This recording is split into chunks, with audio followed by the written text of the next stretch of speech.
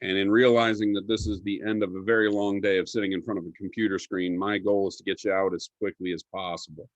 But I still need to go over just real quickly the DBQ from last week, um, or from early, I guess earlier this week for many of you. Um, so let me try and at least get this to the point where I can share my screen.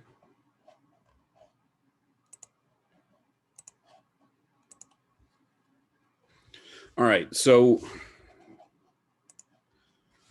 the rubric is where you always need to start with the DBQ, and the rubric that I provided to you from Mr. Ritchie, who, if I ever meet the man, I owe him at least a meal, because he's definitely helped me as a teacher.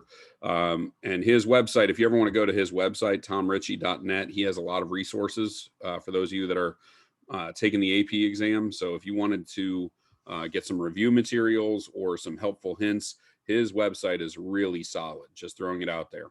And this is on there along with the LEQ rubric and kind of some helpful hints about multiple choice testing and all that kind of fun stuff. What I'm trying to say is he is a much better teacher than I am, but you all probably gathered that anyway. Turning to the rubric is always a good idea because it tells you exactly what you need to have in it in order to succeed. Now, what I want to point out here is this is the first time you've really written a DBQ. I mean, really been kind of thrown out there and told to do this on your own. Now, some of you really struggled on that, and that's expected, okay? So for those of you that are just freaking out, like, oh my God, it's got to be perfect. It doesn't. This does not have to be perfect, okay? It doesn't even have to be perfect on the AP exam, okay? For those that I have in person, I tried to make it very clear to you that when it comes to AP exam scoring, assuming we're doing the actual AP exam, which is the plan right now from the College Board, if we're doing the actual AP exam, you have to average out of 55 multiple choice questions. If you can get about 28, which is roughly half, if you can get them about 28 to maybe 30 right, and then get about 3 out of 6 on an LEQ, score fairly well on the short answer, and get like a 4 out of 7 on the DBQ, you're right in the meaty part of the curve of getting a 3 or a 4. The people that get a 5 are killing the multiple choice, and they're usually getting a 4 or 5 on the DBQ. They're usually getting probably about a 4 on the LEQ, and they're killing the short answer responses. You really have to be solid across the board to at least hope for a 5. Like you have to be really solid at your rote memorization skills for the multiple choice, and then really solid with not just your knowledge of writing, but also your knowledge of the rubrics here. I mean, if you know exactly how to kind of checklist these things off, you're better off, okay? And we're starting with the DBQ because it's the hardest one for students to really do well on, and yet it's probably the easiest if you know how to do it. Now, first things first, I always skip contextualization and come back to it. The main thing is a thesis. Do you have something that responds to the prompt with a historically defensible claim? Okay. So you have to claim something based upon the prompt. Now, remember, the prompt from this was this right here. I highlighted it and bolded it, for you here. The evaluate the extent of change, and that's the operative word, change, in ideas about emancipation from before the Civil War into the middle of the Civil War by discussing the events and people that impacted the efforts for emancipation. Change. What are they talking about? They're talking about from during the 1850s, when emancipation was only being offered up by people who were abolitionists, to all of a sudden becoming a reality with the Emancipation Proclamation of 1863. The only thing you need to know to answer this question for sure is that the Emancipation Proclamation was signed and adopted in January of 1863. And you don't need to know the exact day, but you need to know that the Emancipation Proclamation occurred at that time. If you've got a knowledgeable assumption enough to know that, hey, the Emancipation Proclamation was midway through the war, then you're okay. You know, you're talking about how do we get to that point from the 1850s where that was not a reality. All right. Now, you could, of course, argue a contrarian version that that never actually happened and it wasn't a change. You could merely say that the abolitionists kind of took the mantle and Lincoln was their boy. And you can make that argument, but it's harder to do with the actual documents. The documents they give you kind of help you to paint this picture. So, for example, and you can answer this multiple ways, what I would kind of put out there is I would maybe start with Dred Scott in 1857, the Dred Scott versus Sanford decision, where Supreme Court Chief Justice Roger B. Taney kind of handed down the decision of the court where they said that, you know, Dred Scott was not a human being, that he was not a equal person, that he had no rights to sue for his emancipation because a black man was not an actual equal and not a human being, if you will. All right. So that was kind of put out there as the kind of starting point, if you will, at least that I would have taken. Now, you could have taken it any number of ways. You could have talked about the Compromise of 1850 to start off. You could have talked about the Kansas-Nebraska Act. You could have talked about the existence of a fugitive slave law. You could have talked about John Brown's raid. You could have talked about any number of starting locations. But what they're saying is, how do we change from one of those locations, whatever you choose, to now all of a sudden emancipation becoming an actual reality? And you could have even gone with the election of 1860, where Lincoln comes in appealing to the better, the better angels of our nature in his first inaugural, saying that we need to sew this nation back up, slavery or not. He's not really pushing for emancipation in 1861 when he takes the presidency. So what changes over the course of those 2 years? You could take any starting point from that time frame, as long as you're painting the picture of how you started with no real push for emancipation, but end with an actual emancipation. Now, what does emancipation mean? It means granting of freedom to an oppressed people. So you are freeing the slaves. The point of emphasis I'm going to make here, though, is that the Emancipation Proclamation did not free all the slaves. That is a misperception when it comes to the Emancipation Proclamation. It only freed the slaves in the territories of rebellion, meaning the states that left and formed the Confederate States of America. When they left, they formed the Confederacy. They were no longer part of the United States, at least officially. Now, Lincoln's going to disagree with me on that. Lincoln never believed that those states left. He believed they were still part of the United States, but that they were rebelling. Other people looked at it and said, no, they emancipated themselves. They left. They seceded. So therefore, they're no longer part of the United States. So it's a difference of opinion. But Lincoln never truly believed they left, okay, which is a key distinction to understanding Lincoln, okay, and his mindset. Bottom line is, that's what the question is asking you to do. Now, looking at this, the thesis must make a claim that responds to the prompt rather than merely restating or rephrasing the prompt. So you can't just restate it. You can't say emancipation was a change that happened throughout the Civil War. It doesn't make the claim.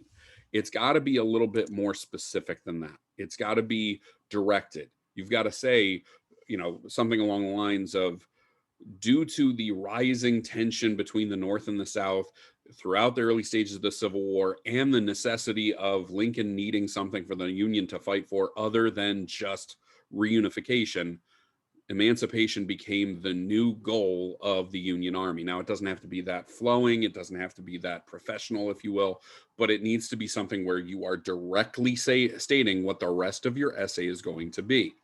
Now, that is the most important point to get, because most of the other stuff is contingent on, do you have a thesis?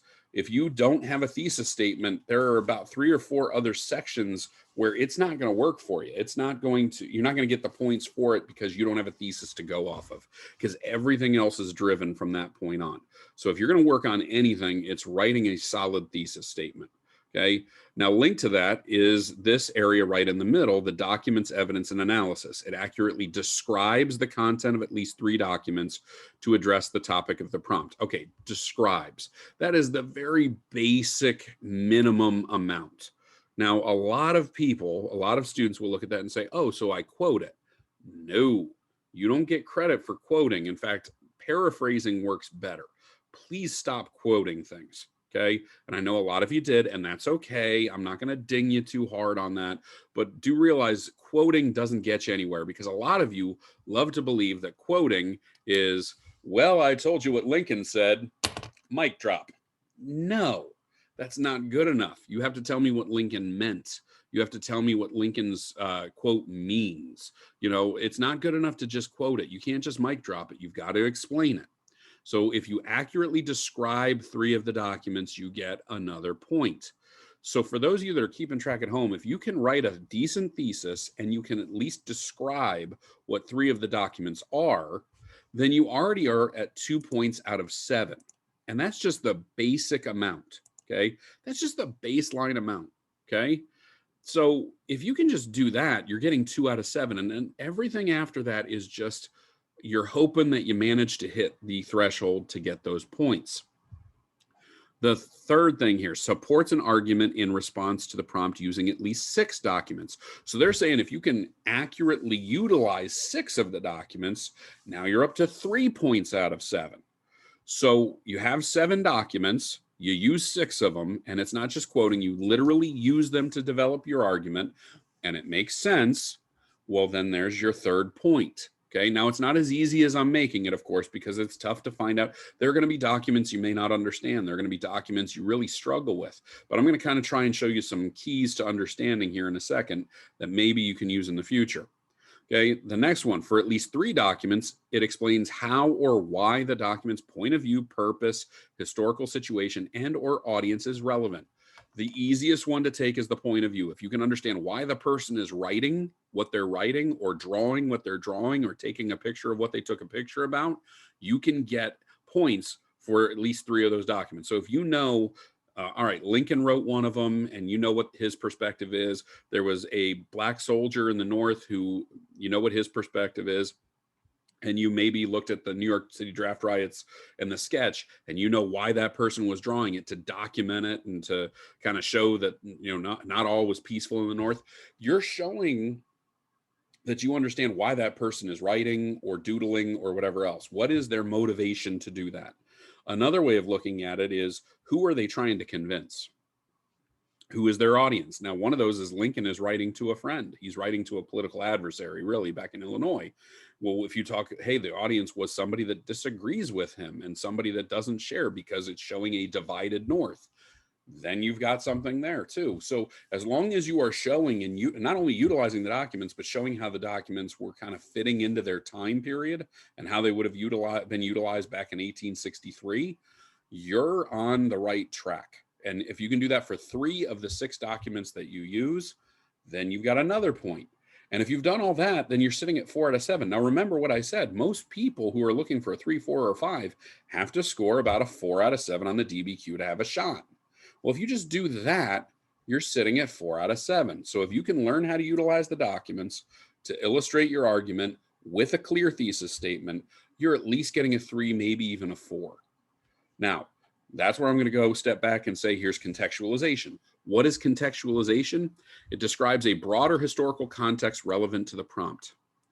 What's the easiest way to do that on this? They literally give it to you. Change from no emancipation up to regular emancipation. Okay, you know, to the actual Emancipation Proclamation. Well, what historical context can you paint? Throughout the 1830s and 40s, the abolitionist movement had been pushing so much so that they had had a free soil movement that ran people for the presidency. This did not manage to move towards emancipation for the slaves, but it did inspire the birth of the Republican Party, which eventually produced Lincoln. That's just you're putting a frame around it. Again, I don't expect it to be that simple for you. I know it's not as easy, but you're thinking, how did we get to this point? What else is happening? Contextualization can also mean what is happening after the fact. Okay. The move towards emancipation set the stage for an eventual abolitionist or abolition of slavery with the 13th Amendment, as well as the push towards citizenship with the 14th and 15th Amendment. You're showing that there's some sort of connectivity to a broader picture item. Okay. Now you can do that in the early stages. You can do that in in the intro. You can do it at the concluding. It doesn't matter where it is in the actual essay. You can do it during the essay. Some students actually just trip into it. You know, they're just trying to write out some garbage that I'm not really sure if this is really it, but you know, they're kind of fishing almost, and they kind of fall into it. Other people try and do it and swing and miss entirely. It's tough, but if you can set the stage, that's literally all that is. Set the stage for the actual question, and you can place it almost in a timeline with your words, then you're going to get the contextualization point. And now you're sitting at 5 out of 7. Okay. Sixth, use at least one additional piece of specific historical evidence, okay, beyond the documents, relevant to the documents and relevant to your argument. This was a question from the other day that at least 3 of you emailed on and said, I have no idea what they mean by that. What do they mean? The documents give you certain information. What if you bring in something that nobody talked about, that was not part of the document, some sort of concept, some sort of person, event, whatever else? You're showing that you know this time period. That's literally what it is. An easy one here, they didn't bring up the Gettysburg Address.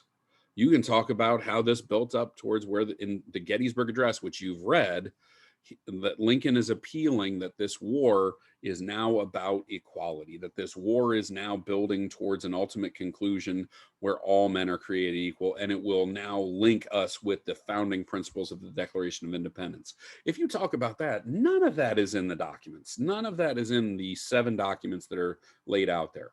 And you're evaluating Lincoln when there are documents on Lincoln. So it links directly to what he was talking about in the actual documents. So if you're talking about something that is well beyond what was actually offered up, then you're going to get that point. Okay.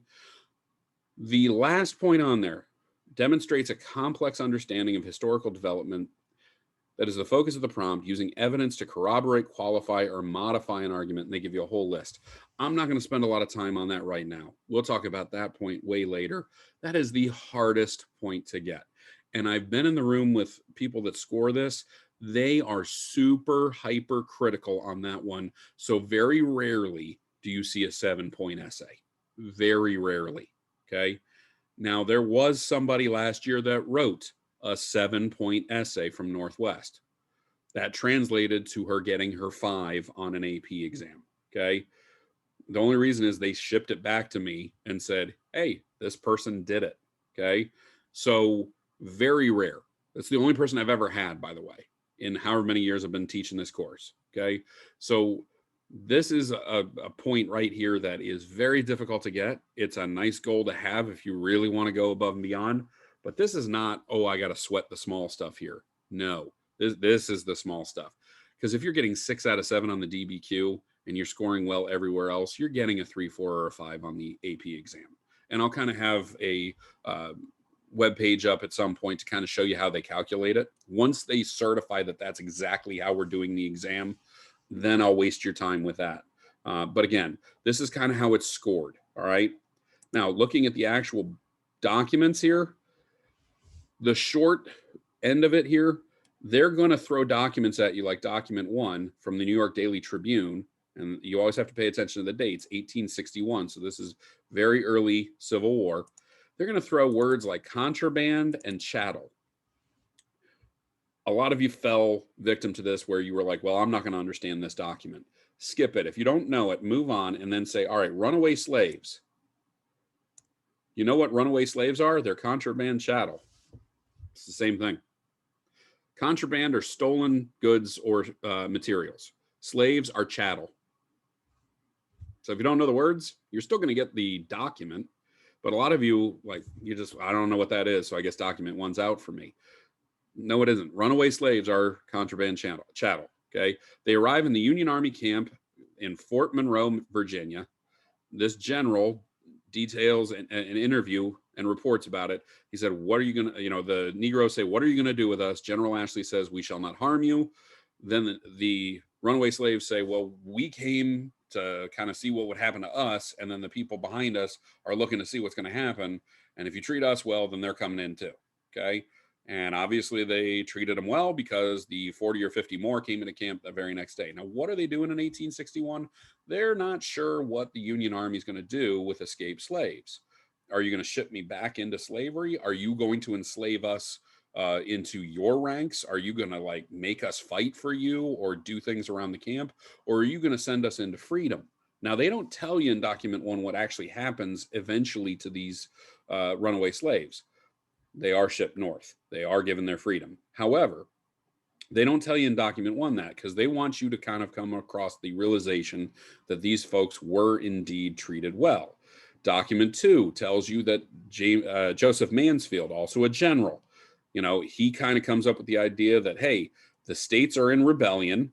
By the act of secession, the Confederate States have voluntarily broken the Constitution and the laws of the Union, and therefore absolved from the enforcement of the fugitive slave law, which means any slave they find, they are freeing. So these 2 generals are taking it into their own hand to emancipate these folks. Document 3 is Abraham Lincoln going, hey, that's not your call. You don't have the right to do that.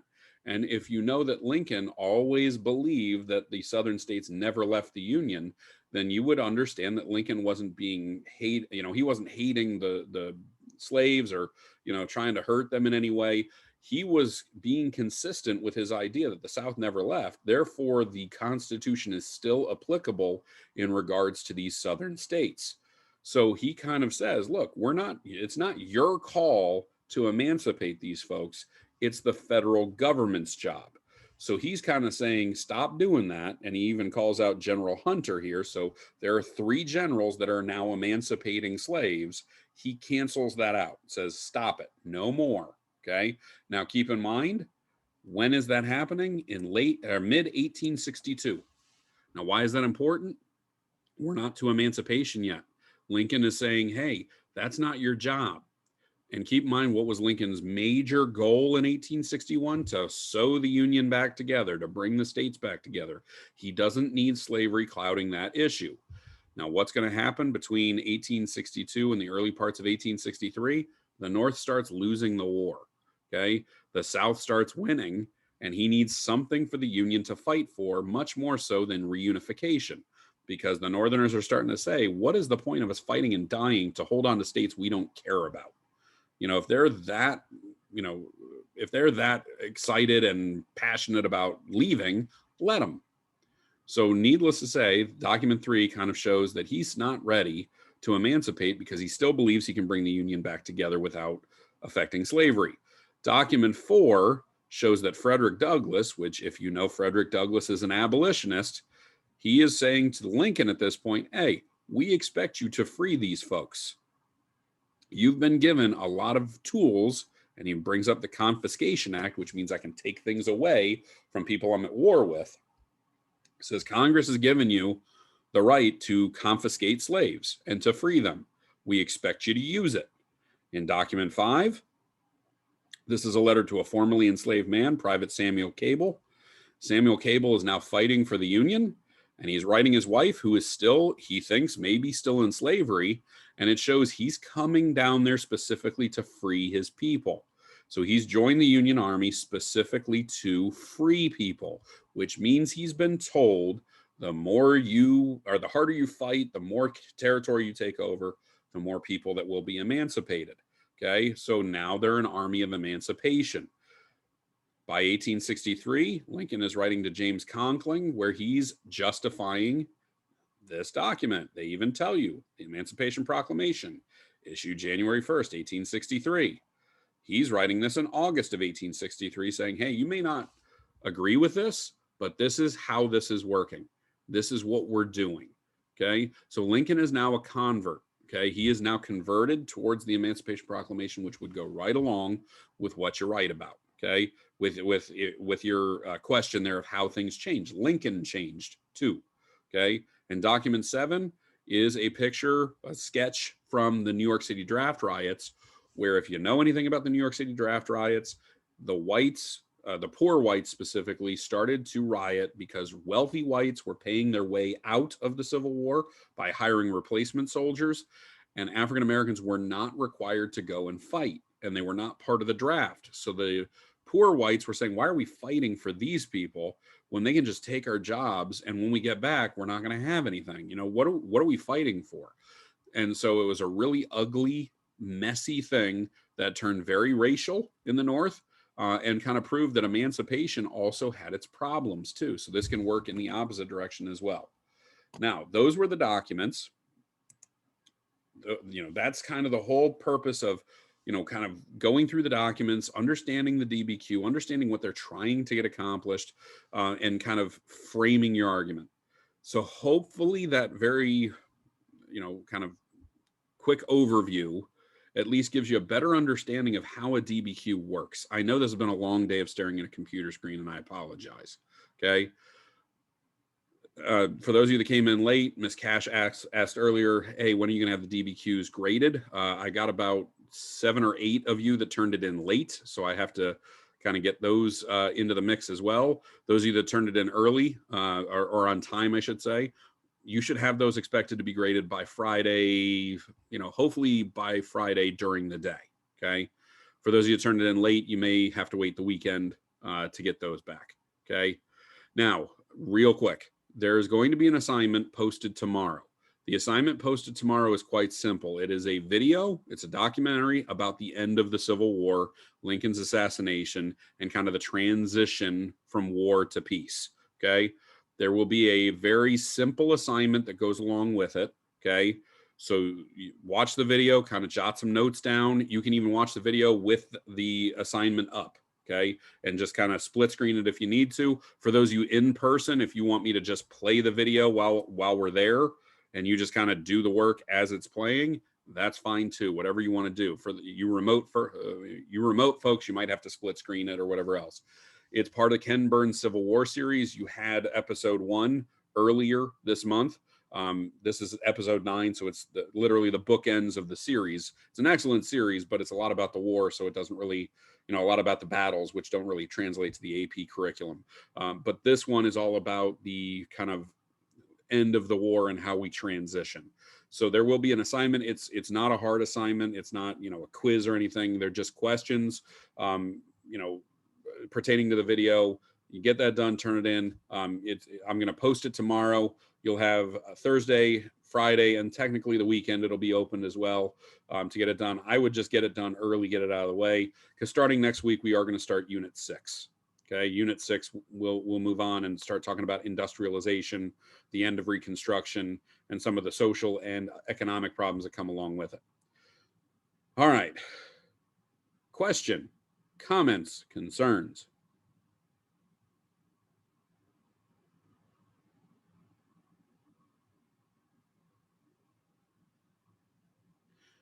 All right, folks, you are done with your remote learning day. Again, if you have any questions, concerns, or problems, you can stay back. Otherwise, have a great day. Stay safe, stay healthy. And you in-person folks, I'll see you tomorrow. Bye, V. Bye, Nina. Bye, Sapphire. Bye, Matthias. Bye, Chucky.